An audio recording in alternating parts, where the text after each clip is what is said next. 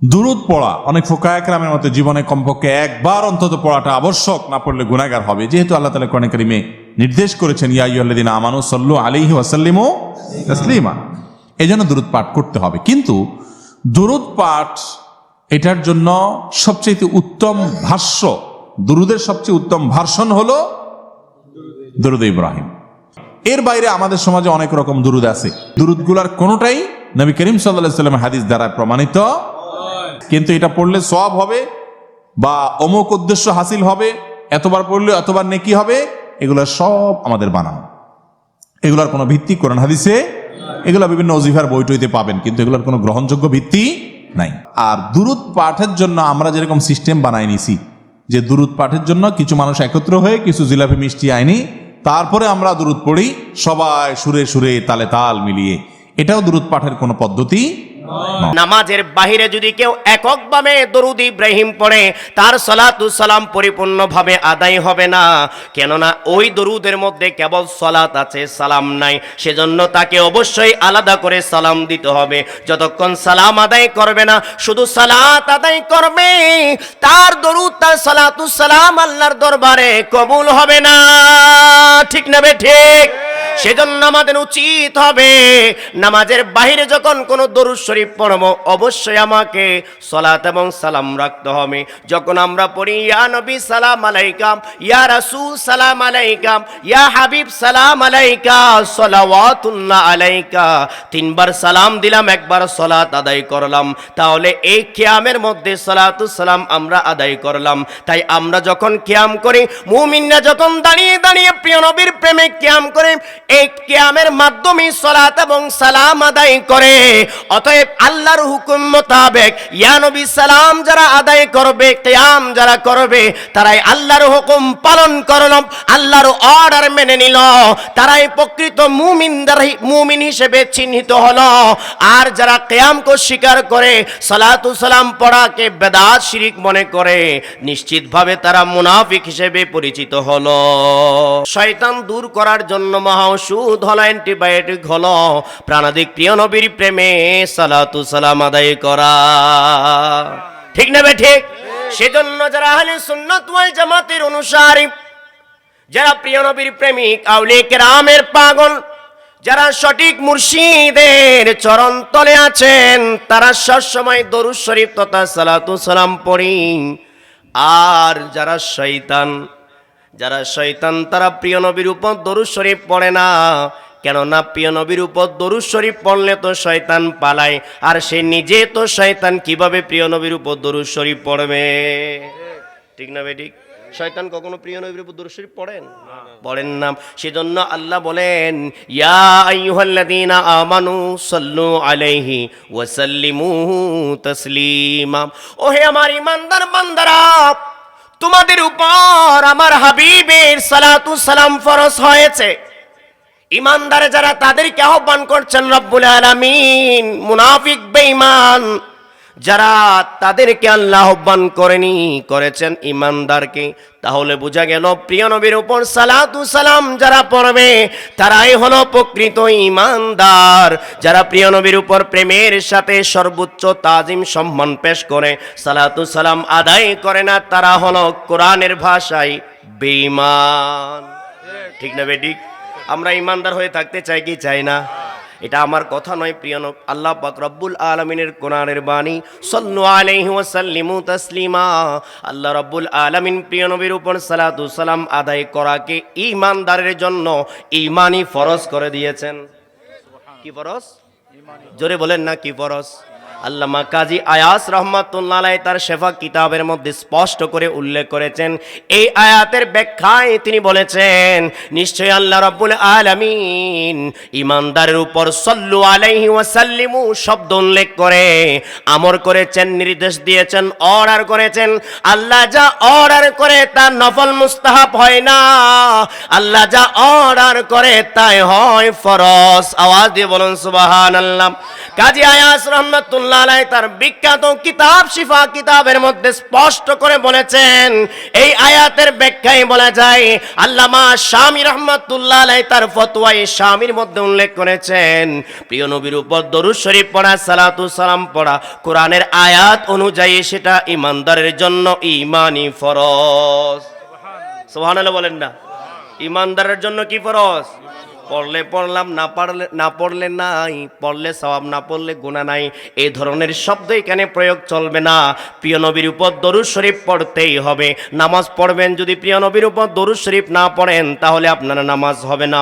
আল্লাহুম্মা সাল্লি আলা মুহাম্মদ ওয়া আলা আলি মুহাম্মদ সাল্লাল্লাহু আলাইহি ওয়াসাল্লাম বলে আপনারা দরুদ শরীফ পড়েন। এর আগে আত্তাহিয়াতুর মধ্যে প্রিয় নবীকে সালাম পেশ করেন। নামাজের মধ্যে সালাত এবং সালামের সমন্বয় রয়েছে, এই দুইটা মিলে কোরআন শরীফের আয়াতের হুকুম বাস্তবায়ন করা হয় নামাজের মধ্যে। তাহলে বোঝা গেল প্রিয় নবীর উপর কেবল দরুদ পড়লে হবে না, সালাত আদায় করলে হবে না, সাথে প্রিয় নবীর উপর সালাম পেশ করতে হবে। সুবহানাল্লাহ বলবেন না? অনেকে দেখবেন নামাজের ভিতরে পড়ে দরুদ ইব্রাহিম দরুদ শরীফ, আবার নামাজের বাহিরে শুধু দরুদ শরীফ পড়ে, দরুদ ইব্রাহিম পড়ে। এই দরুদ শরীফ তারা আর কোনো দরুদ শরীফ তারা পড়ে না, তারা এটাকে বৈধ মনে করে। আর অন্যান্য দরুদ শরীফ যেগুলো আমরা পড়ি সেগুলো তারা হারাম বলে, বেদাত বলে, মানে অনেক সময় শিরিকের ফতোয়া দেয়, ঠিক না বেঠিক? অথচ কোরআনের আয়াতের এই সমন্বয় করে নামাজের মধ্যে এই দরুদ ইব্রাহিমের মধ্যে রয়েছে সালাত, সল্লু সালাত রয়েছে, আত্তাহিয়াতুর মধ্যে রয়েছে সালাম। তাহলে সালাত এবং সালাম দুইটা মিলে নামাজের মধ্যে আছে। তাই নামাজের বাহিরে যদি কেউ এককভাবে দরুদ ইব্রাহিম পড়ে তার সালাতু সালাম পরিপূর্ণভাবে আদায় হবে না, কেননা ওই দরুদের মধ্যে কেবল সালাত আছে, সালাম নাই। সেজন্য তাকে অবশ্যই আলাদা করে সালাম দিতে হবে। যতক্ষণ সালাম আদায় করবে না, শুধু সালাত আদায় করবে, তার দরুদ, তার সালাতু সালাম আল্লাহর দরবারে কবুল হবে না, ঠিক না ঠিক? সেজন্য আমাদের উচিত হবে নামাজের বাইরে যখন কোনো দরুদ শরীফ পড়ব অবশ্যই আমাকে সালাত এবং সালাম রাখতে হবে। যখন আমরা পড়ি ইয়া নবী সালাম আলাইকা, ইয়া রাসূল সালাম আলাইকা, ইয়া হাবিব সালাম আলাইকা, সালাওয়াতুল্লাহ আলাইকা, তিনবার সালাম দিলাম, একবার সালাত আদায় করলাম, তাহলে এই কিয়ামের মধ্যে সালাতু সালাম আমরা আদায় করলাম।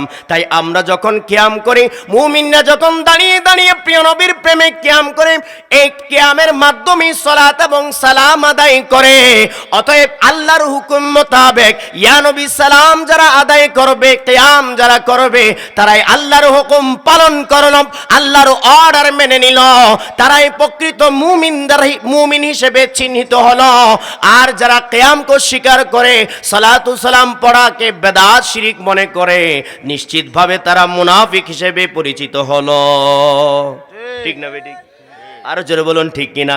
সেজন্য গভীর মনোযোগ খেয়াল করে শুনবেন। প্রিয় নবীর উপর সালাতু সালাম উভয়ই লাগবে। শুধু সালাত দিলে প্রিয় নবীর উপর হবে না, শুধু সালাম দিলে হবে না, সালাতু সালাম মিলে প্রিয় নবীর উপর সালাতু সালাম আদায় করতে হয়। সেজন্য আমরা মাহফিল করি, অনেক জায়গায় পরামর্শ দিই, আপনারা কেবল সুন্নি সম্মেলন দিবেন না, সাথে সাথে আপনারা সালাতু সালাম মাহফিল দিবেন, ইমানি সম্মেলন দিবেন, ইমানি সুন্নি সম্মেলন দেন, কিন্তু পাশাপাশি সালাতু সালাম লিখবেন।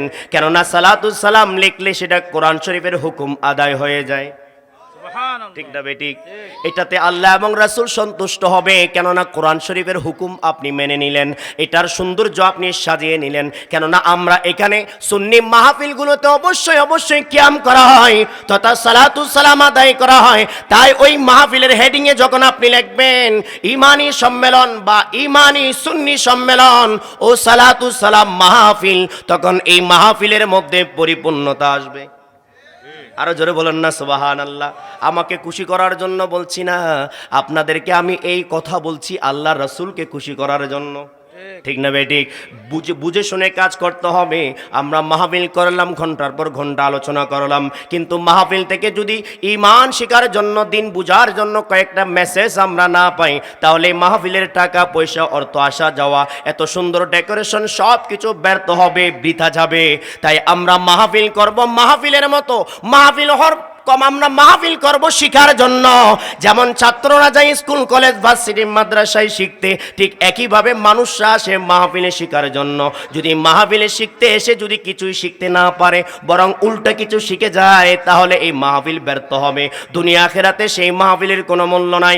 আবার মাহফিল করতে আসলেন কিন্তু প্রিয় নবীর উপর দরুদ শরীফ নাই, সালাতুস সালাম নাই, তাহলে সেই মাহফিলেরও মূল্য নাই। আমার কথা নয়, হাদিস শরীফ, তিরমিজি শরীফের হাদিস। ইমাম তিরমিজি রাহমাতুল্লাহ আলাইহি বলেন, এমন একটা মাহফিল করলেন, ওই মাহফিলের মধ্যে সব হলো কিন্তু আমি নবীর উপর দরুদ শরীফ পড়া হলো না, আমি নবীর উপর সালাতুস সালাম আদায় হলো না। প্রিয় নবী বলেন, তোমার এই মাহফিল হাসরের ময়দানে কোনো উপকারে আসবে না।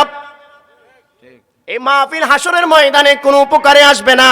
তাই আমরা যারা সুন্নি ইমানি মাহফিল করব, সালাতুস সালাম মাহফিল করব, এই মাহফিলের মধ্যে দরুদ শরীফ সালাতুস সালাম আদায় হয়। অতএব এই সালাতুস সালামের মাধ্যমে এটা সুস্পষ্ট হয়ে যায় এই মাহফিলটা প্রিয় নবীর প্রেমের মাহফিল, ঠিক কিনা? যেটাই প্রিয় নবীর প্রেমের মাহফিল সেটাই আল্লাহর মাহফিল। কেননা প্রিয় নবীর মাহফিল মানে আল্লাহর মাহফিল। আল্লাহ বলেন, আমার নবীর সন্তুষ্টি মানে আমার সন্তুষ্টি, আমার নবীর জিকির মানে আমার জিকির। আল্লাহ রাব্বুল আলামিন প্রিয় নবীর জিকিরকে বুলন্দ করে দিয়েছেন। সব জায়গায় প্রিয় নবীর জিকির থাকতে হবে। ওয়ারাফা'না লাকা যিকরাক, রব্বুল আলামিন বলেন, ওহে আমার বন্ধু, ওহে আমার হাবিব, আপনার জিকির, আপনার স্মরণকে আমি সুউচ্চ করে দিলাম, বুলন্দ করে দিলাম, সুমহান করে দিলাম। আপনার এই শান, এই জিকিরকে কেউ ছোট করতে পারবে না, খাটো করতে পারবে না। আপনার জিকিরকে কোথাও থেকে বাদ দেওয়া যাবে না। আমার নামের সাথে আপনার নামের সংযোজন করে দিলাম। যেখানে লা ইলাহা ইল্লাল্লাহ থাকবে সেখানেই থাকবে মুহাম্মাদুর রাসূলুল্লাহ সাল্লাল্লাহু তাআলা আলাইহি ওয়াসাল্লাম। লা ইলাহা ইল্লাল্লাহ যেখানে সেখানে প্রিয় নবীর নাম। ওহে আমার বন্ধু, আমার নাম আপনার সাথে থাকবে, সবখানে সব জায়গায় থাকবে। এই আয়াতের ব্যাখ্যায় ইমাম কুরতুবী রাহমাতুল্লাহ আলাইহি তাফসীর এনেছেন, ব্যাখ্যা এনেছেন, একটা বর্ণনা এনেছেন হযরত আব্দুল্লাহ ইবনে আব্বাস থেকে। একটা বর্ণনা বলা হচ্ছে, হযরত আব্দুল্লাহ ইবনে আব্বাস বলছেন, তোমরা যা কিছু করো না কেন, যখন তোমরা কোনো কিছুই করবা, সেখানে তোমরা ইবাদত বন্দেগী করবা, জিকির করবা, সব কিছুই করবা, ভালো ভালো কাজ করবা। কিন্তু যদি আমার নবীর নাম উল্লেখ করা না হয়, যদি প্রিয় নবীর নাম উল্লেখ করা না হয়, প্রিয় নবীর জিকির করা না হয়, প্রিয় নবীর স্মরণ করা না হয়, তখন বলছেন ওয়ালাম ইয়ান্তাফি বিশাইইন, ইমামরা বলছেন সেখানে কোনো ফায়দা নেই, উপকার নেই।